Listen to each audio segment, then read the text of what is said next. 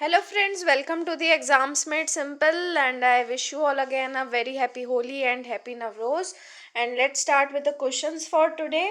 So first question is, who was the Viceroy of India during Second Anglo-Afghan War? Okay. Second question is, Hunter Commission on Education. Okay, Hunter Commission जो education पे थी उसको किसने appoint किया था? Third question is who introduced uniform salt tax through out British India. तो यहाँ पे जो क्वेश्चंस पूछे गए हैं वो वाइसरॉय और गवर्नर जनरल के रिलेशन में पूछे गए हैं। तो किन किन ने इनको इंट्रोड्यूस किया था बताना है।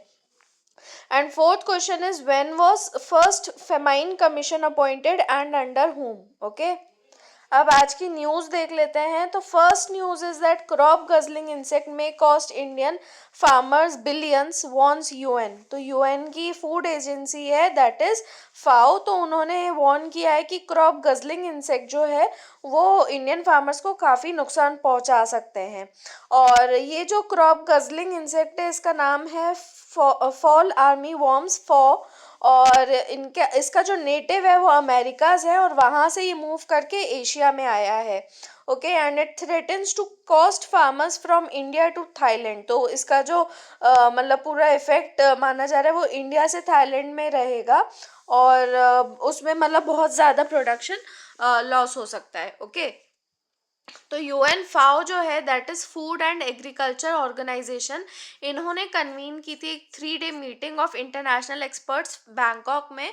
और यहाँ पे इस बारे में डिस्कस हुआ था कि कैसे इसको रोका जा सकता है और क्या क्या मेजर्स लिए जा सकते हैं। ओके, तो फॉल आर्मी वॉर्म्स फॉ के बारे में देख लेते हैं। It has been moving steadily east since 2016। याद रखना नेटिव क्या था फॉ का, अमेरिकाज, और वहाँ से ईस्ट यानी एशिया की तरफ मूव करता आ रहा है। And caused up to 3 billion US dollars worth of damage to crops across Africa. तो अफ्रीका में ऑलरेडी बहुत ज़्यादा नुकसान ये पहुंचा चुका है क्रॉप्स को। तो जो insect at lays eggs which develop fast into grubs which can devastate crops such as maize rice and sugar cane overnight. तो मतलब एक रात में इतना ज़्यादा डैमेज पहुंचा सकता है। कौन कौन से क्रॉप्स पे खासकर ये असर करता है? मेज यानी मक्का, राइस यानी चावल, और शुगर केन यानी गन्ना। ओके, अब चाइना जो है वो एक फैक्ट है यहाँ पे, चाइना इज द बिगेस्ट मेज producer in Asia and second largest producer globally. ठीक है, एशिया में सबसे बिगेस्ट प्रोड्यूसर है और ग्लोबली सेकेंड लार्जेस्ट है। ओके, तो एशिया में अगर ये पहुंचेगा तो लॉस बहुत ज़्यादा कर देगा। और इसी अभी जो मीट हुआ इसमें इन्होंने यही कहा कि जो केमिकल पेस्टिसाइड्स हैं उनको बहुत ज़्यादा केयरफुली कंसिडर करना चाहिए, given that fall larvae hide largely in the ring of leaves जिसको वोल कहते हैं। तो वहाँ पे वो हाइड करते हैं रिंग्स के बीच में, and that chemical pesticides can have negative effects on the environment and public health. Okay, तो वो इनडायरेक्टली केमिकल पेस्टिसाइड्स वो रिंग के बीच में यदि जाके लार्वे छुप रहा है तो उसको तो मारेंगे नहीं, तो उसका नेगेटिव असर किसके ऊपर होगा? एनवायरनमेंट और पब्लिक हेल्थ पे होगा। Okay, now second news is about the international day of happiness. तो इसको सेलिब्रेट 20 मार्च को किया जाता है और जो इस बार की थीम थी वो थी हैप्पियर टुगेदर। और इसका focus is on what we have in common rather than what divides us. ठीक है, basically international day of happiness इसलिए बनाया जाता है कि हैप्पीनेस को सबसे ज़्यादा पैरामाउंट इम्पोर्टेंस दिया जाए। ओके, और मार्च 20 इसका जो डेट चूज़ किया गया है उसका एक पर्टिकुलर सिग्निफिकेंस है, वो ये कि it is the day of March equinox. ठीक है, इसी के आसपास पड़ता है मार्च इक्विनॉक्स भी, और that is a universal phenomena felt simultaneously by all of human kind. तो वो सबके लिए मतलब वो ऐसा जोग्राफिकल फिनोमिना है जो कि सबके लिए एक समान रहता है, and which occurs the moment when the plane of Earth's equator passes through the center of the sun's disk. Okay, तो जो सन की जो डिस्क है उसके एकदम सेंटर पे जब अर्थ का इक्वेटर आता है, तो मतलब ऐसा रहता है कि वैसे अर्थ की जो एक्सिस है वो इंक्लाइंड है। तो हमेशा या तो नदर्न हेमिस्फेयर या तो सदर्न हेमिस्फेयर जो होता है वो सन के ज़्यादा क्लोज होता है। बट ऑन इक्विनॉक्स जो दोनों रहते हैं, उनकी पोजीशन ऐसी रहती है कि दोनों इक्वली फेस किए रहते हैं सन को। Okay, both both the hemispheres. तो इस वजह से ये यूनिवर्सल फिनोमेना होता है, और इसलिए इसको international day of happiness choose किया गया। Now third news is about a report that is the world happiness report 2019, वो निकाली गई है। और यहाँ पे जो हैप्पीनेस कंट्रीज का रिपोर्ट है वो मतलब यहाँ पे लिस्ट भी दी गई है। ओके, इसको रिलीज कौन करता है? It is released by the UN, that is United nation sustainable development solutions network. याद रखना, यूएन SDSN। ओके, वो रिलीज करता है क्या चीज? World happiness report.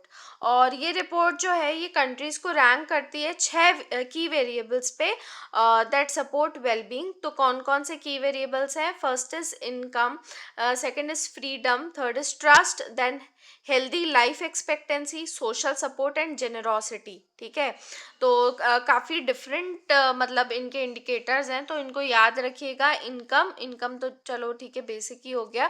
Then freedom, trust, healthy life expectancy, social support and generosity.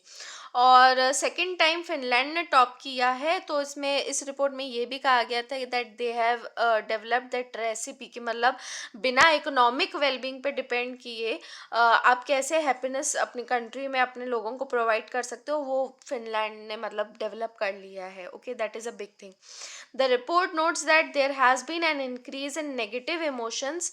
तो negative emotions जो हैं वो मतलब पिछले कुछ सालों में बहुत ज़्यादा बढ़ गए हैं, जैसे कि worry, sadness and anger across the world, जिसकी वजह से ओवरऑल वर्ल्ड हैप्पीनेस जो है it has fallen over the past few years. और इंडिया में भी जो है इसका सस्टेन्ड ड्रॉप देखा गया है with the 140th place this year compared with the 133rd place in 2018।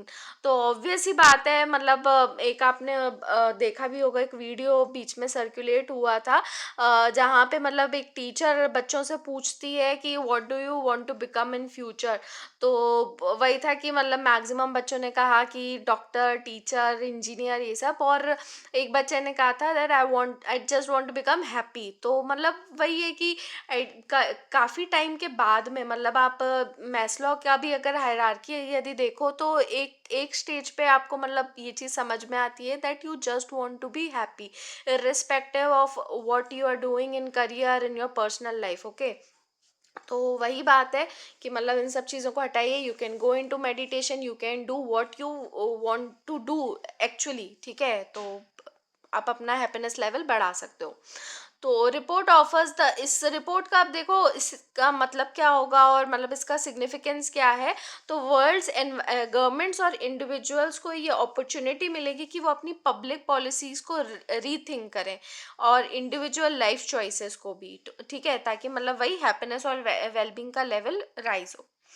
Now again there's a report that is on worldwide cost of living 2019, और इसको निकाला है इकोनॉमिक इंटेलिजेंस यूनिट ने। Okay, EIU has release the report on worldwide cost of living 2019। अब ये report, ये सर्वे कैसे हुआ है कि 400 इंडिविजुअल प्राइसेस से ज़्यादा मतलब उनको कंपेयर किया गया था। मतलब कुछ इन्होंने प्रोडक्ट्स और सर्विसेज, मतलब कुछ गुड्स और सर्विसेज लिए थे, और पूरे वर्ल्ड के अक्रॉस सिटीज़ में इनके प्राइसेस को कंपेयर किया था। और पहली बार ऐसा हुआ है कि 3 सिटीज़ जो हैं वो तीनों टॉप पर हैं। They are the world's most expensive city. कौन कौन सी है? सिंगापुर, और सिंगापुर लास्ट ईयर भी सबसे ज़्यादा एक्सपेंसिव थी। और हांगकांग और पेरिस, ये तीनों इन तीनों ने टॉप किया है। ओके, और इन तीनों सिटीज़ में जो लिविंग कॉस्ट है it is 7% higher than in New York. अब न्यूयॉर्क से क्यों कंपेयर किया है? याद रखना, इस रिपोर्ट का जो बेंचमार्क सिटी है वो न्यूयॉर्क को लिया गया है। तो सिंगापुर, हांगकांग और पेरिस, ओके, इन तीनों की लिविंग कॉस्ट 7% हायर है न्यूयॉर्क से। ओके, और सबसे बॉटम पे कौन सा है? कैराकास, वेनेजुएलास कैपिटल। तो हमने अभी कुछ दिन पहले वेनेजुएला की इकोनॉमिक कंडीशन को भी डिस्कस किया था, वहाँ की पॉलिटिकल इंस्टेबिलिटी को, और वही रीज़न है कि ये कैराकस जो है ये एकदम बॉटम ऑफ द लिस्ट पे, यहाँ पे बहुत ज़्यादा मतलब हाइपर इन्फ्लेशन है, तो मतलब वही सारे रीजंस हैं। ओके, और इससे पहले जो रही थी वो सीरिया की डमेस्कस रही थी, तो वहाँ पे भी मतलब काफ़ी ज़्यादा डाउन ट्रॉडन टाइप कंडीशंस हो गई थी, जिसकी वजह से वो बॉटम पे थी। और इस साल कैराकास है, दैट इज़ वेनेजुएला's capital. So that was all about the news from today. I hope you like the video. Please हमारे वीडियोज़ को शेयर कीजिए, सब्सक्राइब कीजिए, और IYB will be released may be by tomorrow latest. Okay, so thanks for watching friends, and have a nice day.